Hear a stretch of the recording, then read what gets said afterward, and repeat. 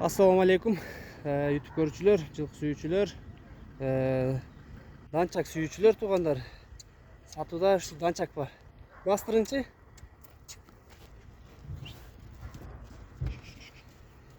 Таза данчак туугандар. Ростовтон келген. Байсал деген жигит алып келген экен. Ростовтон кайташып жүргөн Байсал деген бабага келген экен. Срочно сатылыш керек болот туугандар. Бираз кароо жок болот жылкыга убакыт. Ошон үчүн срочно сатыш керек экен. Тайдын бою туугандар 1.50 плюс. Кабактарын карагыла. Бираз мурдуна сүрөт ташып калыптыр. Кабак башы, көкүрөк, бут, ден-соолук бардыгы жакшы туугандар.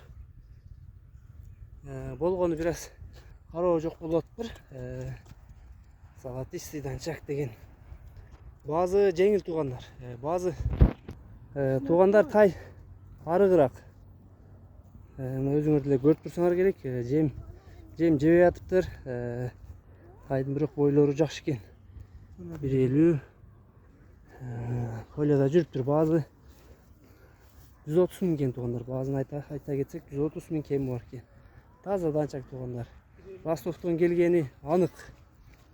Байсал деген жигит алып келген туугандар. Кабактарын көрсөңөр болот. Дареги туугандар Бишкек шаарында. Бир бастырып коюңчу, арка жагын көрүп коюн. Арка жакта.